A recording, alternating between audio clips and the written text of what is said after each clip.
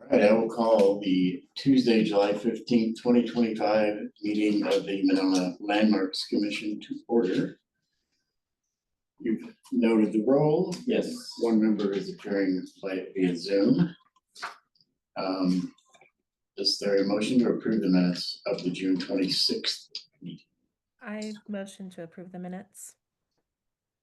Any changes? All in favor of approving the minutes, say aye. Aye. Any opposed? Motion carries. The minutes are approved.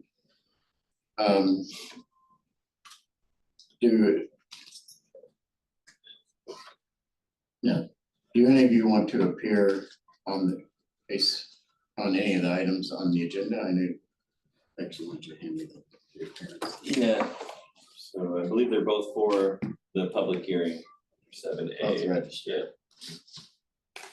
No, I'm sorry. so we can hear. All right.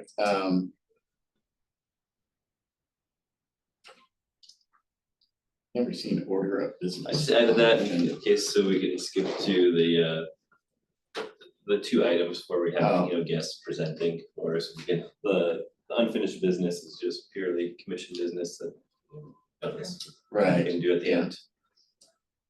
I think that's a good idea. So So if just you as chairs want to take new business first, we can do that. yeah, let's do that. That makes sense.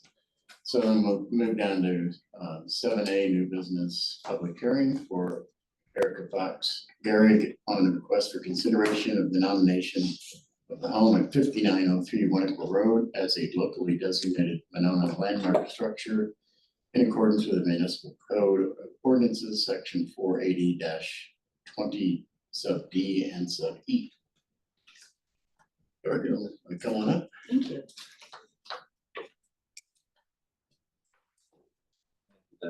We do have two registered for this item.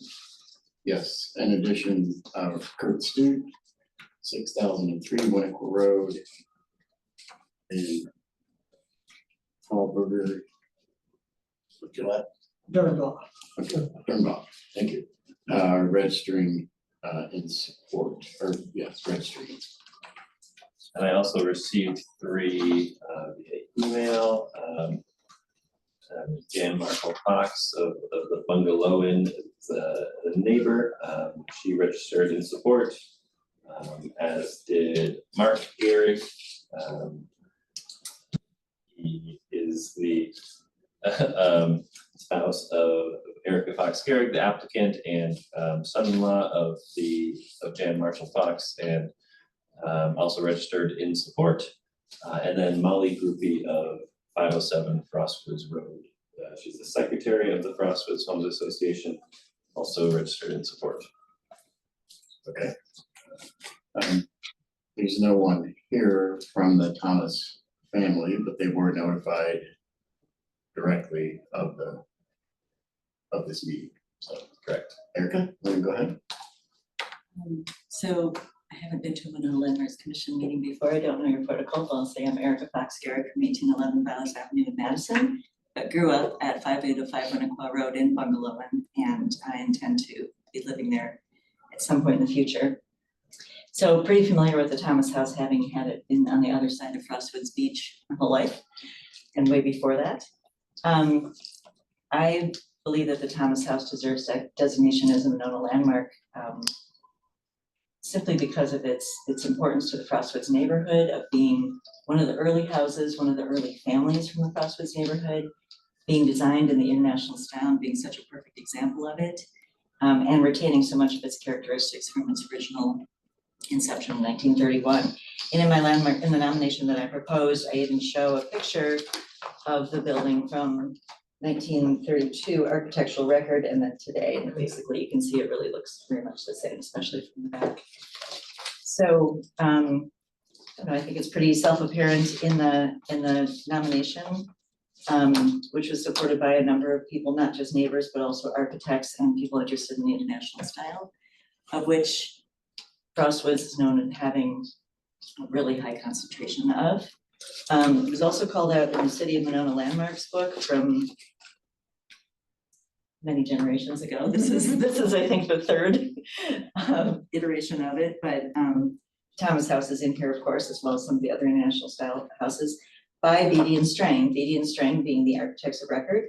Actually, excuse me, Beatty and Beatty. The Thomas House was actually built by or designed by Hamilton Beatty and his wife Gwynedd, which is important because Hamilton Beatty did go on to have a architecture firm with Alan Strang. They lived, the Beattys lived in the neighborhood of Frostwoods. They designed their own house as well as the Thomas House being their first commission together, and remained part of the Frostwoods neighborhood as well. Hamilton Beatty actually representing the architectural design committee in the Frostwoods neighborhood. So if there are any questions, I'd be happy to answer. Any thoughts? Thank you. That's wonderful presentation. Thank you. Was there anything that you feel like she or you need to touch on? I think we could close the public hearing and move to the consideration of action, and I can share the staff memo. As part of that, All right, if there's no other appearances of the public hearing, I will declare the public hearing closed. Move to 7B. Consideration of action for Erica Fox Gregory on request for consideration of the nomination of the home at 5903 Winco Road as a locally designated Monona landmark structure in accordance with Monona Municipal Code of Ordinances, section 480-20, sub D and sub E. Okay, so the parcel in question here is 5903 Winnequa Road. It is the C right and as Thomas House, Frostwoods Block 1, lots 17, 18, and 19. Miss Erica Fox Garrick has submitted the nomination form and presented the standards for which it should be nominated a local landmark. The home was built in 1931, the first example of international style of architecture in Wisconsin, which Frostwoods neighborhood is known for. Skip to the applicable regulations here. Chapter 480-20 of the Code of Ordinances regulates historic preservation in the city. It identifies two types of landmarks: landmark structure, which is any improvement or building which has been designated a landmark, and then a landmark site, which is any parcel of land of historic significance or a parcel or part thereof on which is situated a landmark. So it's being nominated as a landmark structure, but the site itself would also have protections then, because it is a landmark structure would be situated on that site if it is if the nomination goes forward. So a historic structure or site can be placed on any site, natural or improved, including any building which exemplifies or reflects the broad cultural, political, economic, or social history of the nation, state, or community, is associated with the lives of important persons or important events, embodies the distinguishing characteristics of an architectural type inherently valuable for a study of a period, style, method of construction, or an indigenous materials or craftsmanship, is representative of the notable work of a master builder, designer, or architect, and exhibits important archaeological or anthropological significance. Once a property is identified as a landmark, it's subject to the protections and provisions identified in chapter 480-20. That includes the need for a certificate of appropriateness issued by the Landmarks Commission prior to approval of a zoning permit or building permit for exterior work or for any exterior modifications otherwise. The need for a certificate of appropriateness prior to the demolition of a property, and the duty to maintain a landmark in good repair. The Thomas House is being nominated for its conformance with the first 4 of those 5 designation criteria, and that is because the Thomas House was the first of many international style homes built in the Frostwoods neighborhood, and exemplifies the cultural and social history of the Frostwoods neighborhood itself, known for its modern architectural aesthetic. The Thomas House is associated with the life of Edna Shepherd Thomas, a notable English professor at UW-Madison and pioneer in the field of writing instruction. Also associated with longtime city council member, the late Kathy Thomas. Embodies the distinguishing characteristics of the international style of architecture, and that was designed by the master designers Hamilton and Gwynedd Beatty. So as far as process, the Landmarks Commission, the public hearing was tonight. The hearing was properly noticed. The Landmarks Commission will then review the nomination and make a recommendation to City Council, who will make the final recommendation final decision to approve with conditions or deny the landmark designation. So with that, I'll turn it over to the commission for discussion. Normally I'd like to get a motion on the floor before we start the discussion. Is somebody ready to make a motion? I will motion to approve. Okay, is there a second? One second. I had a couple questions. Okay. I think it's really well put together application that really, it's kind of a slam dunk, I guess. I did have a question. You said that if by having a landmark structure on the property, it also implicates the landmark site or the use of the property. Is that? Yeah, well, the ordinance identifies landmark structures and landmark sites. Right. Modifications. A landmark site would generally be things like, we have our lost sites that we've nominated as landmarks in the past, and then our mounds as well. Yeah, right. right. So a modification to a mound would require a certain type of Okay. appropriateness. Understood. In this case, a modification to the site itself would require a certificate of appropriateness because it has landmark structure on it. And then one other question. This was the first international style house in Wisconsin. Where, how widespread was the international style before that time? Worldwide. There were others. Started in France. There were others in the United States. Yes. Yeah. And they also in Madison as well. Obviously. But Right. Yeah. Okay. There's a lot of well-known architects that did the international style, like Cooper is gay.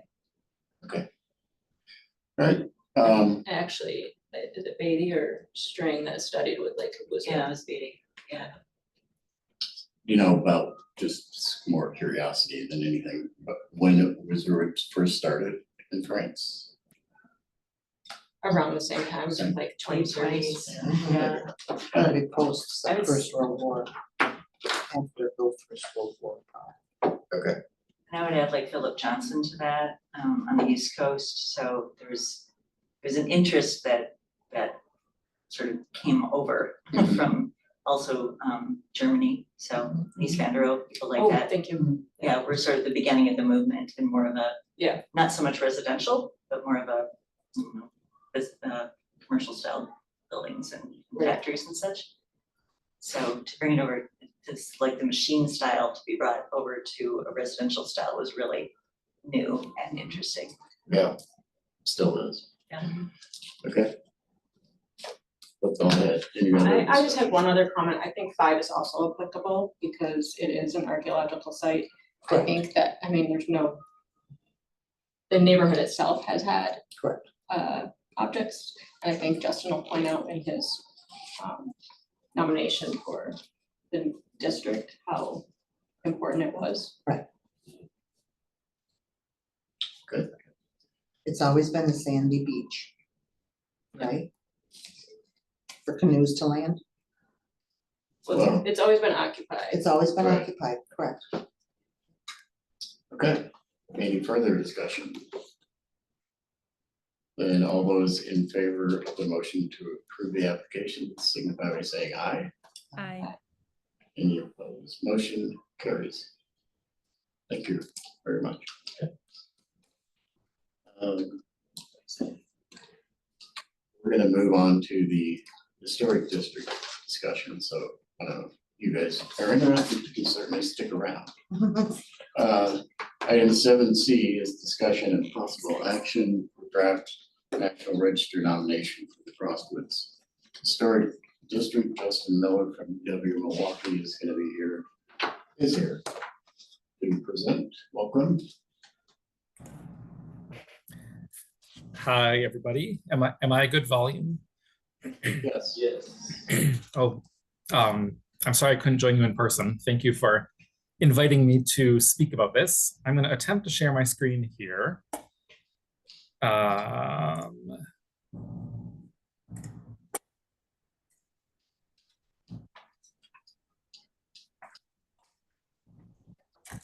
We can see your screen. Okay. My screen was not at the beginning, unfortunately. So yeah, you're seeing a blueprint style drawing. Yes. Okay, perfect. All right. Well, for the record, so I'm Justin Miller from UW Milwaukee.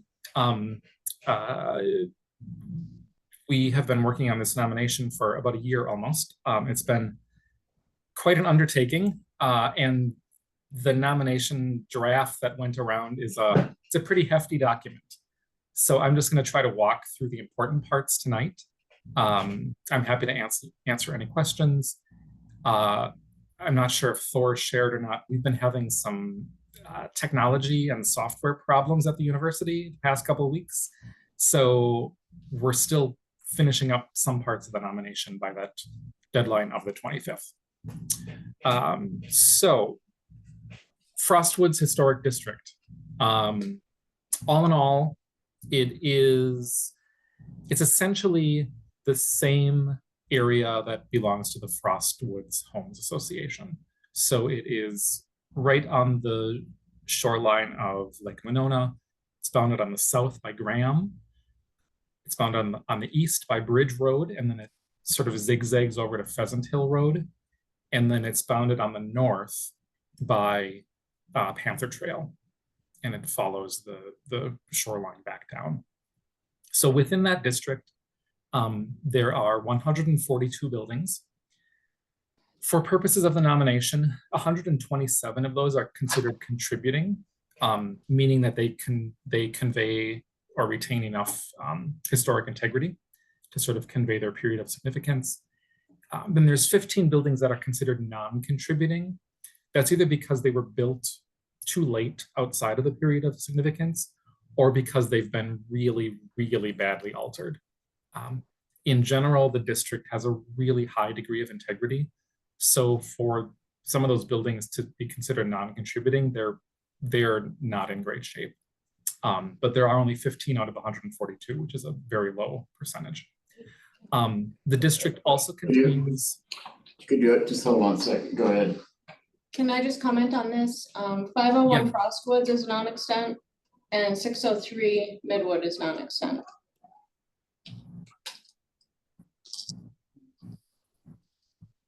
Like they're no longer in existence, so they're new houses. 501. Oh, yeah, 501, we talked about the foundation of that. 603 has also been torn down though. Midwood. 6,003. Oh, yeah, 6,003, yes. Thank you for pointing that out. I'll update this map. And I will talk to the people at SHPO about what to do about 501. I'm sure they'll have guidance on that, because it is sort of, well, yeah, Basement, I get it. to the basement. Yeah, I just want to make sure that they agree that it's no longer contributing. Okay. Okay, thank you. Right. So also included as resources in the nomination are the 3 parks. There's the Frostwood Beach along Winnequa and Frostwoods Park. And then there's that little mid-block park in between Ridgewood Avenue and Bridge Road. All 3 of those are included as contributing resources to the nomination. The nomination also includes 6 archaeological sites.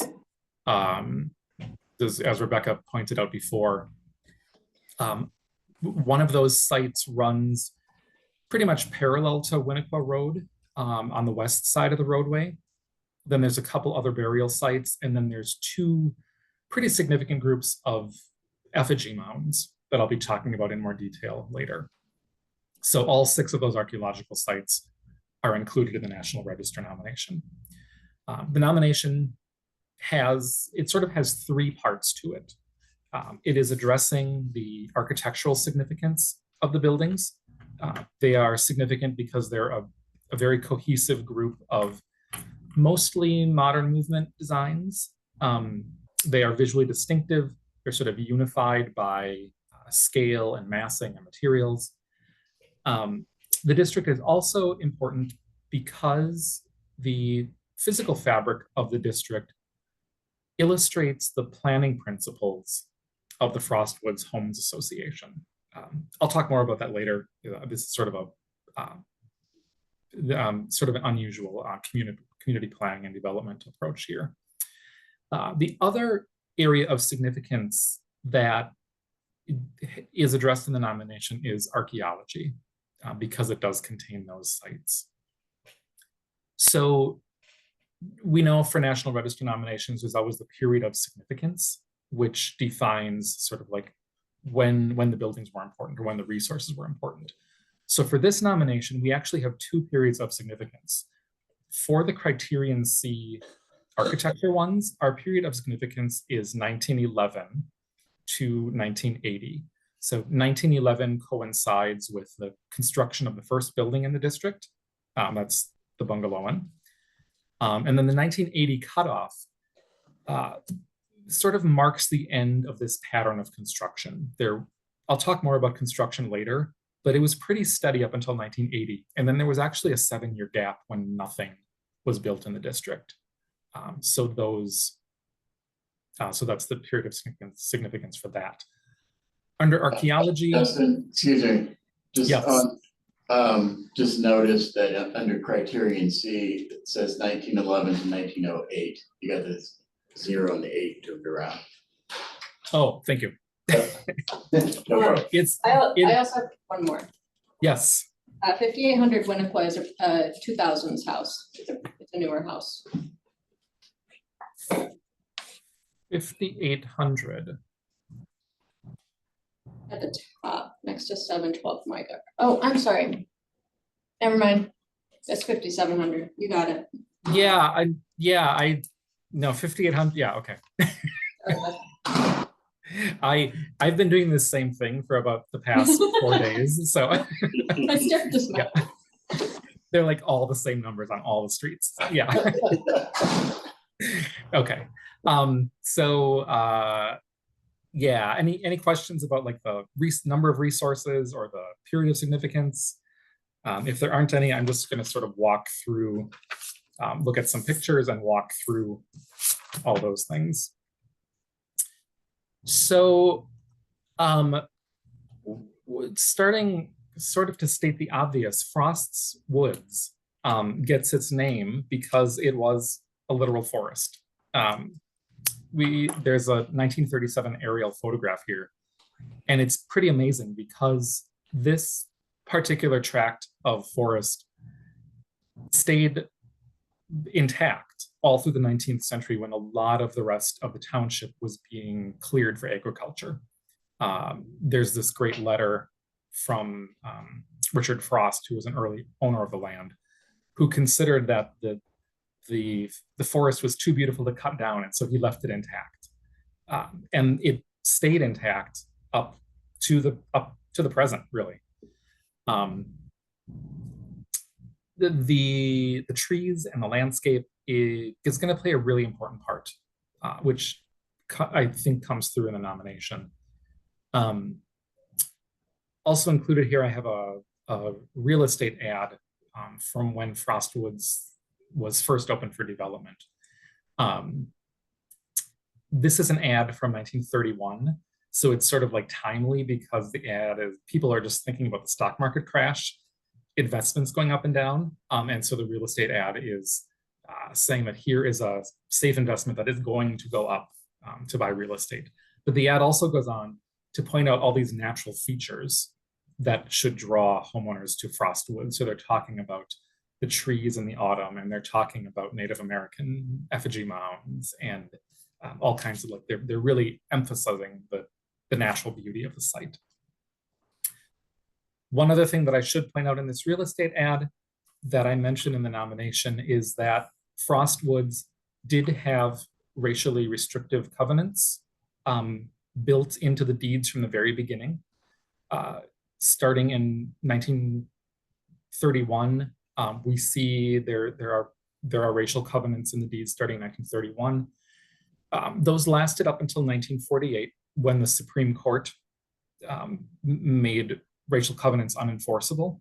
The Frostwoods Homes Association went on the record a couple years later and sort of reaffirmed publicly that they were striking out those clauses from their deeds. So that's addressed more in the nomination. But it's important to add because most subdivisions in and around Madison had racial covenants like that. Okay, so just a quick timeline of how this neighborhood worked. So it was pretty much undeveloped forested land throughout the 19th century. There were some cottages further north. The Tonyawatha Hotel was further north, but this stretch of the coastline was pretty much undeveloped. In 1911, the Owens come, they build the Bungalow Inn. In the 1920s, Charles E. Brown, who was an archaeologist with the Wisconsin Historical Museum, he launched this campaign to try to save a part of Frostwoods as a wildlife sanctuary. He was really concerned about the effigy mounds. He was concerned about Indian, Native American lifeways that were disappearing. His campaign was not successful, but I think it sort of influenced the future development of the neighborhood. So 1931, the first two subdivisions are platted. Also, the Thomas House is built, which we just heard about from Erica. There's a couple more houses built. In 1936, the Frostwoods Homes Association is founded. A couple more houses get built. The World War II happens, and then starting in about 1950, there is this huge construction boom. Monona actually has the largest population growth in the entire state. The village of Monona grew by over 200% in 10 years. In Frostwoods, that meant that there were 92 new houses built in 10 years, which is an astounding amount. I mean, the entire neighborhood must have just been constant construction site everywhere. So 1952, the Owen Meadow subdivision was platted. And then in 1955, the Pheasant Hill subdivision was platted. And that pretty much established all the land that would become part of the Frostwoods neighborhood. The last significant date that I want to add is that in 1964, the Frostwood Homes Association legally codified this practice that they had been doing for a while that everyone sort of just observed as this unspoken agreement. But in 64, they actually legally codified it. And I'll talk more about that later. Okay, so if you are like me and you're a visual person, I made these maps to help myself understand how the neighborhood sort of developed. So this is just looking at where houses were being built and what was undeveloped at what points. So in 1911, there is only one house in the neighborhood. That's the Bungalow Inn, the white spot along the shoreline. By 1936, when the Frostwoods Homes Association was founded, there were about a dozen houses. Most of them were international style, although there were a couple outliers. There were 2 or 3 outliers that were not international style, but those international style boxes really formed the core of the neighborhood that gave it its identity. Okay, so 36, the Homeowners Association is founded.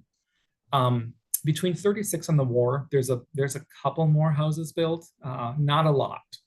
This neighborhood is not taking off like the developers thought it would. But then, beginning in 1948, after the war, this is where things take off again. This is the majority of the neighborhood is built in that about the 12 years between the end of World War II and 1960. A couple more fill in the 60s, a few more in the 70s. There's a couple tear downs. And then by about, I believe, the mid 90s, the neighborhood was entirely built up. There were no more open lots. And so there have been some tear downs since then that take us to where we are today. Here you can also see the 3 public parks, the beach along the lakefront, and then Frost Woods Park, and then that mid-block park that is sort of sandwiched between the surrounding parcels. Okay, so looking at architectural styles, these are discussed more in depth in the nomination, talking about the different characteristics of the styles. Here are 2 of the early ones, Bungalowan on the left, the Wheeler House on the right, sort of an English style. And then there's the international style houses. There are 9 of them that are extant in the district. There were about 12 at one point, but a couple have been torn down. The Wright Thomas, the Wright and Edna Thomas was the very first one in the district. What's interesting, not interesting, but sort of amusing, is that 5 years after the Wright Thomases moved in, Edward and Anna, I believe, who were also Thomases, built a house. And the neighborhood, which was very small and tight-knit, nicknamed the new Thomases, they called them the wrong Thomases to differentiate them from the Wright Thomases who had been there before. These are 4 of them. There are 9 total, like I said. They're all discussed more in depth in the nomination. These houses were published in the American Architectural Press. They were also, some of them were featured in British publications. Ham Beatty was really, really great at promoting. And so he put Frost Woods on the map because of these houses. So after the war, there was that explosion and there were tons and tons of ranches built. There's 71 ranches total in the district. That's exactly 1/2 of all of the houses in the district are ranches. There's a lot of them. The one at 710 Frost Woods was actually designed by Weiler and Strang. That was sort of a successor firm to Beatty and Strang. The one on the lower left, 6004 Ridgewood, this is sort of a special subtype of a ranch. This is called a raised ranch. There are a couple of these in the neighborhood. They're typically built into the hillside, and they work well with that site because you can put the garage in the basement instead of attaching it off to the side, like is more typical for a ranch that's all on all one level. The house at 707 Maigara in the right, the lower right-hand corner. I can't talk too much about this. So one of the things about nominations that have archaeological sites is that the nominations typically are redacted before the nomination is made public. So you all are looking at the nomination. You can read the section that has some more information about 707 Maigara. I will just say that the house is cited very specifically, and it also seems likely from the real estate research that this house actually was built by Ray Owen and then sold to the current owners. Ray Owen did that to ensure that the house was put on a very specific place on its site. Some more contemporary style. There's about 39 of these. They exhibit the sort of like the collection of things that we think of with contemporary style buildings, these shallow pitched roofs, some of the split level or the tri-level split houses. Sometimes there's flat roofs. There's like big areas of panelized wall surfaces, blank wall surfaces, all that kind of stuff. What I like about these photos is that I think they really capture the amount of landscaping and vegetation that's in the district. I can tell you, it's walking around and trying to photograph these, it's really hard to find a vantage point where there is not a tree or something in the way of a house. But I think that kind of like as an architect, that's frustrating to me because you just want to see the building. But here, the landscape is so important to this neighborhood that it's the fact that you can't see the buildings is just as telling because you're not supposed to see the buildings because there's too much landscape. Couple of Usonian styles. These take their name from Frank Lloyd Wright's Usonian houses, flat roofs, lots of inside-outside integration, things like that. There's 5 of those altogether. And then the thing that I think I had a preconception that Frostwoods was only modern houses, but there's actually 12 colonial revivals. And the ironic thing, I think I pointed this out to Rebecca a couple of days ago, that there's actually more colonial revival houses than international style houses in Frostwoods. So I don't say that in the nomination explicitly, but it is sort of funny, like the international houses have this really outsized presence in the district. But colonial revival houses, the earliest one, 1936, and then they continued to be built all the way up through the 70s. Here's one from the late 60s on Greenwood. It's a very nice house. So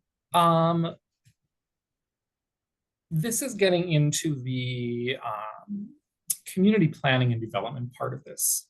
So the Frostwoods Homes Association adopted this architectural guidelines that were written by Ham Beatty.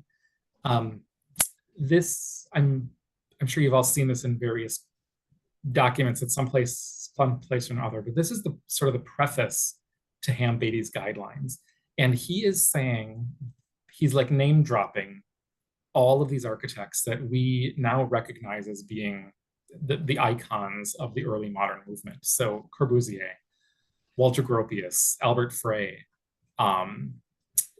Lawrence Cocker was the editor of Architectural Record. And then Philip Goodwin was a modernist architect in New York who went on to design the Museum of Modern Art a couple years later. It seems pretty likely that Ham Beatty actually knew all of these guys and that he actually had discussed Frostwoods with them. One of the things that was surprising to me to realize was that when this was written, Hamilton Beatty was 28 years old when he wrote this and when he wrote the guidelines for the Frostwoods Homes Association. So those guidelines were, it was really just 5 points. Houses were supposed to be in harmony with their neighbors, and they were supposed to show a distinction of architectural design. The guidelines also encouraged flat or low-pitched roofs. They encouraged straightforward materials and details, not a lot of extreme ornamentation or detailing. And then they encouraged houses to be planned for a functional use instead of taking a traditional style and making your house fit inside of that style. I think these guidelines are really the key to why they work so well. and why they have been in continuous use to the present, because they're really a design process.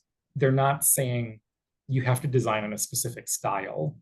They are looking at more of the process of design. Some other things that are significant about the Homes Association that I call out in the nomination. So these guidelines are enforced, I guess for want of a better word, by an architectural committee. And then there's an architectural expert who also advises. But for every new house, 5 neighbors had to review it. So it was a couple neighbors on either side, and then someone who was across the street facing the new house. And so what is really interesting is that when you get a new design, it sort of is reflecting the specific aesthetics and tastes of that particular block at that moment in time, which I think is really interesting. As if you think of other kind of subdivisions where a developer would go in and make cookie cutter houses, 8 of them all the same, that we're trying to appeal to the broadest possible audience. That's like the antithesis of what's happening in Frostwoods. And that really, really makes the neighborhood unique and significant. Another thing that is called out in the nomination is that there was this unspoken rule that houses had to have a 75-foot frontage. They could be larger than that, but they traditionally were not smaller than that.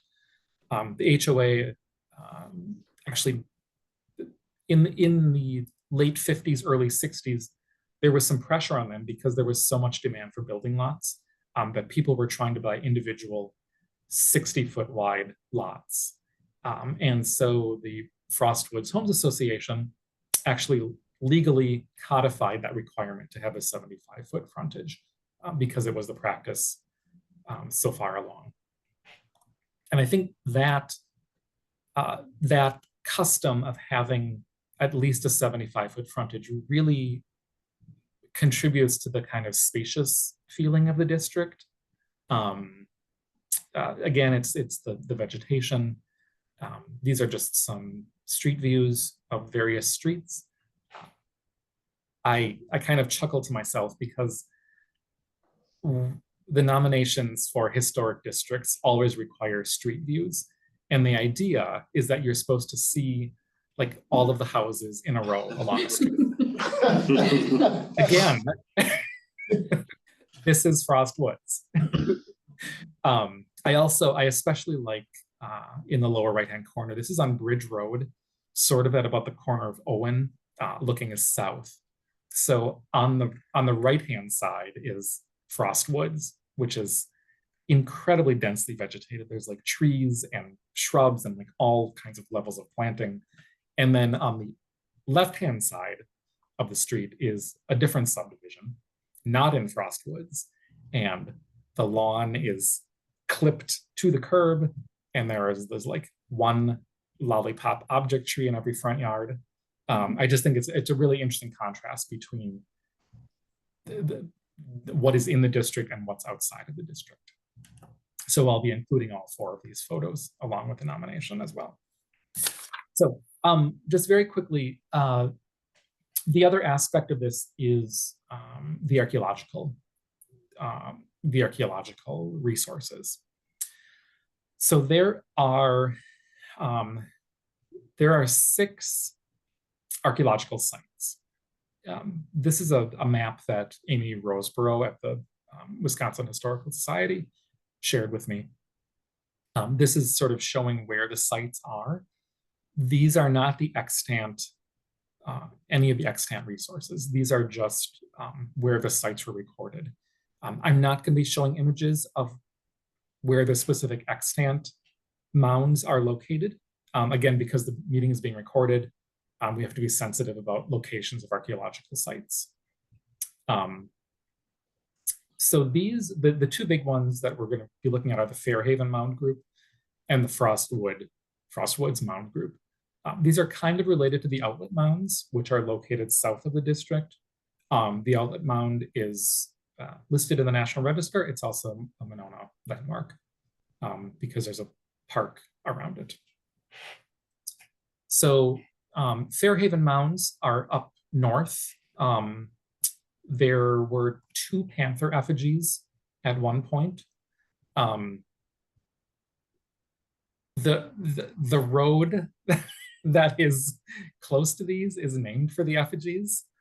By 1922, when Charles E. Brown, the archaeologist, was up there and surveyed them, one of the panther effigies had been pretty badly destroyed. There was not much left of it. The other panther effigy is completely intact. It's still there. There's a really amazing LiDAR photography from the Wisconsin Historical Society, where archaeologists used the LiDAR laser scanning to verify that the panther mound was still there. There may also be some of the linear mounds there as well.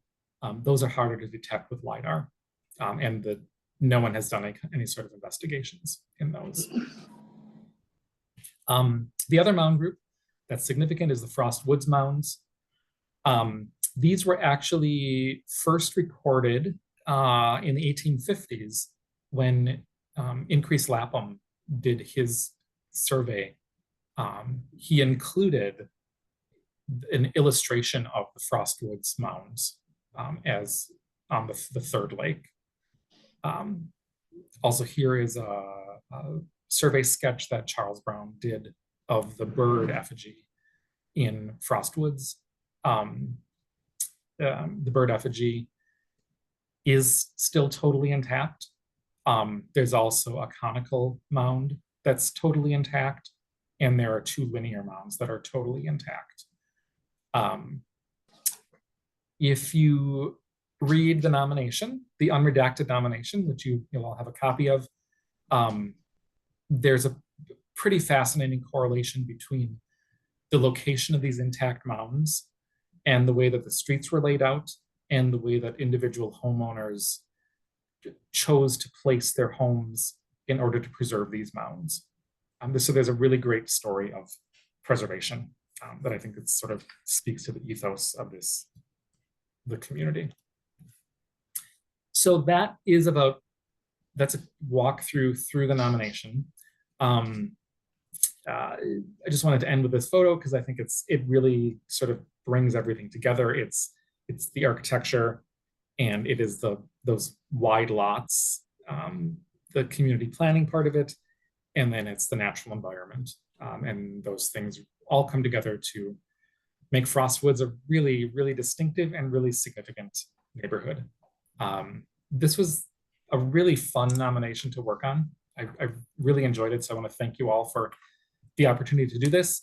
I also want to thank Erica and Jan and Rebecca and Bill Thomas, who have shared tons and tons of information. And there's lots more information to share, I think. So I will end there. Happy to answer any questions. Thank you. Anyone have any questions for him? Oh, wonderful presentation again. Yeah. Very thorough. All right, thank you. So there's a deadline, I believe, July 26th is the deadline to submit to the state. So we need to, if we don't want to have to wait a year, we need to act on it tonight. Yeah, it's like a 10-week, right? Yeah, I think that's just the deadline. Right. So I trust, Justin's well aware of that. Everything will be submitted by the deadline.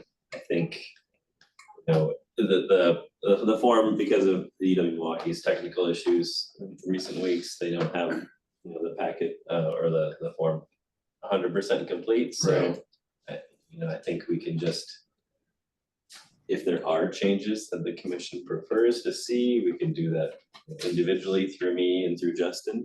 Okay. I think, tonight we can approve the boundary, the general concepts that Justin Right. presented. To go forward with the application. Yeah. Okay.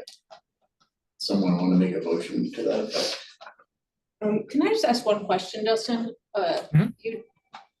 I don't know if that this was purposely left off or not, but is Frost Island part of any significance? I so if I were looking at the boundary right now, I would say probably yes. But the boundary, the way that the process works to determine the outline boundary for the district. So it was initially done in 2019 when Mead and Hunt did the intensive survey of Monona. They identified that boundary, and the boundary was reviewed and approved by SHPO. In 2022, another consultant actually did a determination of eligibility, which is kind of it's like a light version of a nomination.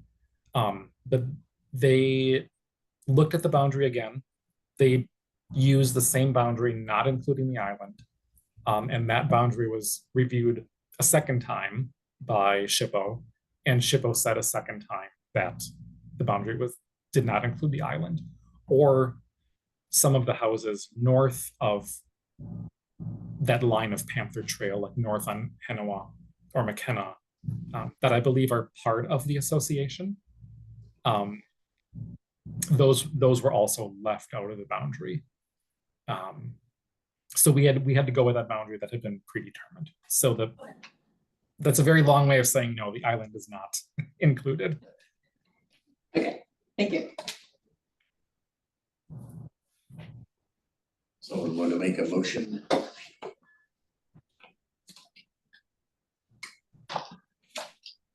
I need help with the wording, but I would say we need to move forward, correct? So I motion that, looking at the draft that we have this evening, in unknown, we will refer to Thor if there's questions that have been made before the final draft is due. Got that? I think that works, yep. Okay, is there a second? I'll second that. Thank you. Further discussion? Can I just add a little bit about the process going forward here? Sure. So Thor, we can discuss offline if you want me to send the draft to you and then you send the draft to SHPO, or if you want me to just send it directly to SHPO and CC you on everything, we can discuss later. But Yeah. so once that draft goes to SHPO, there's probably going to be some more revisions. Typically, the National Register reviewer and then the archaeological reviewers will have some suggestions, some changes. So there will be other revisions to this draft as well. So the quarterly review board meetings happen. There's one happening in August, which it probably won't be on the agenda for August. Hopefully it'll be on the November agenda. If there aren't any other like pressing, if there aren't any other pressing nominations, I'm anticipating that this one should be on the November agenda. It'll be approved for the state register at that point, and then it goes to National Park Service. And the last couple similar projects that we've done have been like under 6 months at National Park Service to getting listed. So conceivably, like by next spring, next summer, certainly, this should be listed on the register. Thank you. Am I allowed to ask a question? Sure, go ahead. So if it was deemed eligible in 2019 as a district, is that what I'm hearing? And then this is the furthering of that? Wouldn't the houses all currently in the district be eligible for tax credits from 2019 on? Or do we have to wait, or is it once it's approved by I'm wondering when everybody can start to apply for tax credits? Typically it's when state listing happens. So possibly as soon as November. Possibly as soon as November, yes. Okay. Yeah, but if you have a project, or if you know of anyone who has projects, you can always start that conversation with the SHPO tax reviewers, because they know that this is coming down the pipeline because it's a CLG funded project. So it's certainly not too early to start that conversation. I had a question for you, Thor. By establishing this, if it's established as a national historic district, does that impact anything with our local ordinance? No, I think the commission, has a charge in the ordinance to educate on historic preservation. So I think moving forward, the commission would have a role in educating property owners about the tax credits available and advocating for utilizing them, hosting informational sessions and those kinds of things. Would it mean that any property in the district, if they wanted to make changes, would need a certificate of appropriateness or no? No, it would. Okay. There are no additional restrictions created through this process. It's really only tax credit opportunities. Right. Okay. Then any other discussion? Seeing none, all those in favor of for approving the nomination, say aye. Aye. All right, motion carries. Thank you very much, appreciate it. Thanks, Thank you, Justin. Thanks, everybody. Very interesting. Okay, let's go back up to 6A, unfinished business, discussion and possible action on the Royal Airport Charles Lindbergh landmark marker at West Broadway and Highway 12. Yeah, it's been a while since we've talked about this. You got up, Doug, the commission, I think it was last fall, we started a conversation with the city administrator about acknowledging Charles Lindbergh's anti-Semitic history on this marker at the Royal Airport site. The commission discussed not removing the existing sign, but just adding additional context to, like an additional sign or additional materials at the current location, not touching the existing signage at all. So the commission asked me to gather some cost estimates for new signage. And we discussed the kind of like angled interpretive signs that you see at a state park, for instance, so, along an interpretive trail. So in the packet, I've included some of those the quotes. The State Historical Society recommended this vendor, which is the Bureau of Correctional Enterprises. So through the state, it's the most cost-effective option. So I've included quotes for a couple different sizes and then mounting options, but it's between $700 to $1,000 just for manufacturing the sign itself. That does not include installation, but it is public right away there, so I think we had to get help from Public Works to install the sign. And then in terms of design options, we could do that in-house, or I got one quote from a studio called Polywog Studio. It was recommended through the state. Again, they had done some interpretive signage for the like Sauk River Trail, and they'll do create a panel, the design for $250 to $400, depending on the size and scope of that work. And then they can also do installation if we need help for an additional $300. So if we wanted to contract out the design and installation, that maximum cost then would be in the ballpark of $1,600, it sounds like, which is within budget. We do have about $2,000 to work with in the books fund, which I've confirmed with the finance director that we can use that for a cost like this. The books fund. Yeah, so when we printed the landmarks books that Erica Okay. used in her presentation, we have, there's a fund set aside from that revenue. So what size, do you think, I'm just down here on the page 7 of that BCE thingy. So there's 9 by 12, I mean, that's pretty small, that's like a sheet of paper. Yeah, so the quotes I have here. So for an 18 by 24 is $700. Okay. For a 24 by 36, it's $850 or $900 depending on. So it's roughly the same price if you have one post versus two.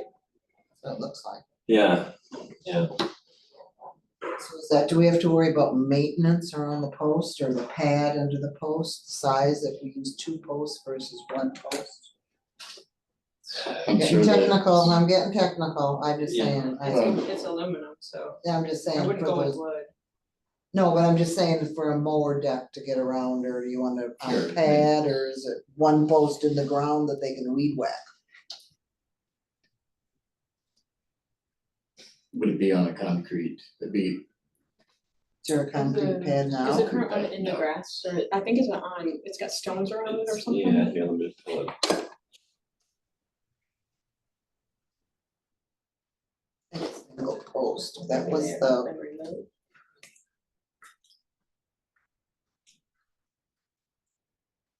That's a pictures. oh, and they have there an example on the, convention. I mean, if you do concrete, it looks like you can mulch around them. Okay, so That looks like the 3-foot one. It's pretty big, 3 feet. it's in kind of in these, in a paver walkway. Yeah, yeah, I surrounded by think something grass. similar would probably be. Oh, there's another rock, just put it by the other rock, there, balance it out. Yeah, so we could install it in the grass, or, I mean, it might be a little Just some expensive, rock. or a concrete pad just for Yeah, that, but something. yeah. Those rocks. So then we would gather the material that would have to fill in on that 18 by 24, excuse me.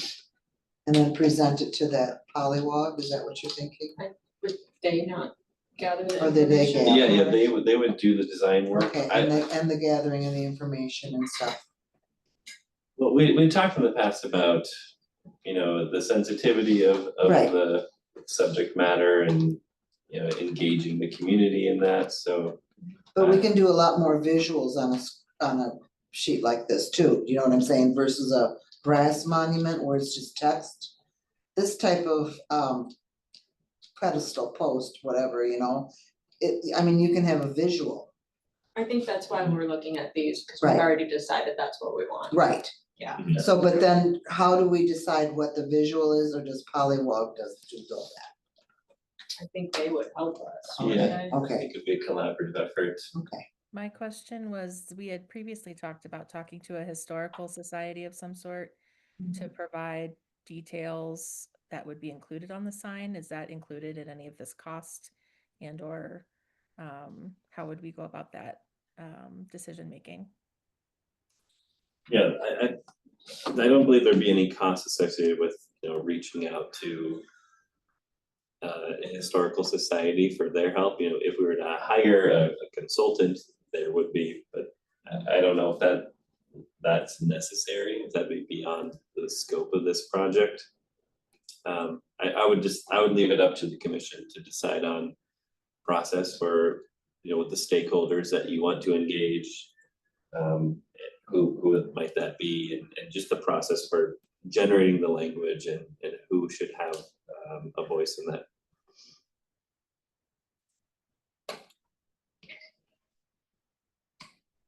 I think I think we would need to come up with some, at least, you know, sort of bullet points of Mhm. things that we would want to be covered. Mhm. Especially if you go to the public with it, I think you need to have some kind of proposal for people to react to. Mhm. Otherwise, you don't get any feedback. Not that I expect a ton of feedback, but who knows? Could be, and so the basic point of the prior discussions was you want to give some context to the sign that celebrates that Lindbergh landed at Royal Airport. Yeah, the current sign celebrates the landing, Right. so Mhm, mhm. provides some additional context, which details more of Personal, his America First and anti-Semitic views. so not just the deed, but the individual. Right. Tell the story of the individual. It's a great way to put it. And then that's where I'm saying the photo issue could come in, you know what I'm saying? So you're gonna have a portrait probably on there. Probably plain, whatever, and Or you might have him at I'm sure there's photos of him speaking at America Sure. First Oh, rallies. yeah. correct, You know, Yeah, we've had Yeah. that in the packet. Yeah. I'm sure it could be similar to something that the museum in Minnesota has done. mm-hmm, mm-hmm, Yeah, they'd be a great resource. They've been helpful Right. thus far. Oh, right. So if they have some kind of bullet Materials points or, tomorrow. Yeah, yeah, you know, we have a lot of background information. We wanted to come up with a lot of. mhm.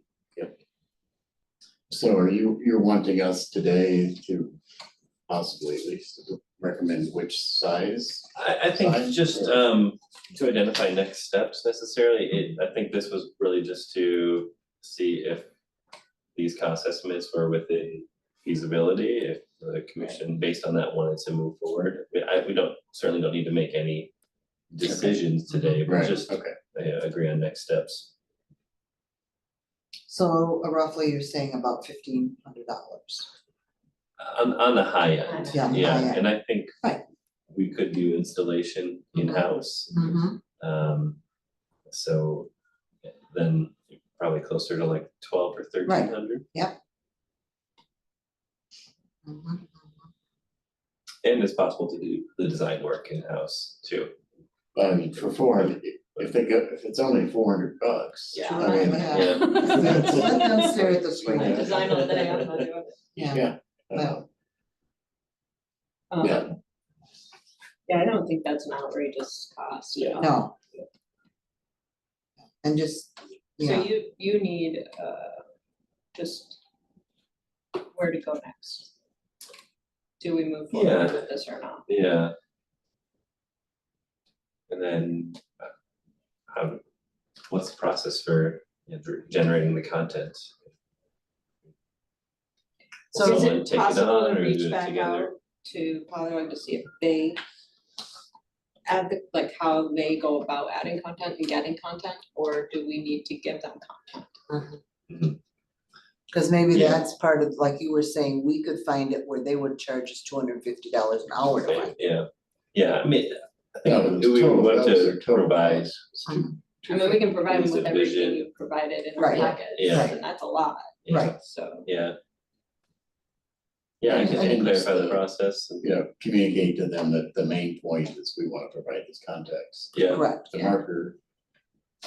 Yeah, yeah, invite her to a future meeting. I think that discuss the could be, process. and I wonder. cause they if know text You size wanna and find- everything too. Maybe one other, Yeah, or is this the only one? absolutely. Is It this, wa- it this is was- who the historical society suggested? Yeah, it was difficult to find Oh, was it? other vendors. I So wonder now- if the person at the Minnesota Museum That's what I was has just gonna vendors. say. Yeah. So, Yeah, and then do we have a absolutely. copy of what their marker and how they modified theirs? Well, that's in our last couple That's what I was gonna packets, say, it was think. packets back, okay. Yeah, no, I'll look back and see how that is, yeah, Yeah, they have, a whole page on their website. just Correct. dedicated I to remember this. that, but I didn't, yeah, okay. Mhm. Yeah, check back and see who they did. Yeah, yeah, I mean, I think there's some value to if we can, if it's a good product and Mm-hmm. it's cost effective to use the, the inmates, I assume if Sure. who's making these. I so- say make a exactly. circle of it. Yeah, I think I'm good with either size depending on how much content it is, right? Yeah. There's Mhm. not much difference in cost. Yeah. And I would suggest not using wood posts. yep, And I, just my fairness in me says, can we make the signs about the same size? not to overstress, you know. 'Cause you said, what was it? You said was it 24 by, Over 36, I think. yeah, the 36 is pretty big. That's three Is, do you feet. know what the size of the current sign is? Certain It's one, small. yeah, it's Yeah, very maybe small. like 12 by Probably, 18 yes. maybe. Yeah, so that's why About that. the 36 looked really big when It's it was on a, two-sided though, right? yeah, Yes. yes. Yeah, one side is the Royal Airport, Mhm. and the other side then is text. Lindbergh, yeah. Right. Oh, yeah. It is, yeah, Yeah, Is there yeah, like photos two on it? separate plaques for each. but when those people are on that hiking trail, there's a visual in there where they're on that hiking trail. That's a pretty big sign. See it out stuck in the dirt there, Yeah, here, where the people are in a blue outfit. You see how big that sign is? right, That's a 3-foot sign probably. yeah, I would That's probably pretty the large. 18 by 24. Yeah. Seems like it would be big enough, but again, Again, the text if size. if we do get you were talking about having the designer. Kind of, Yeah, if we wanna learn more about her process, Right. maybe. I think that'd be great, and then Yeah. That'd be they good, could probably yeah. suggest how much text there is really worth putting on, Yeah. images, Mhm. if there's, Mhm, what mhm. images. yeah, cause, I mean, I love text, but. you People know, like images. People love on the- pictures, On yeah. the sign. Right, You want. and at least if that they were much. able to do it now. These are great, I love these, they have them, I was up in Eau Claire and they had them in nature preserve, it was just very nice. Easy to read.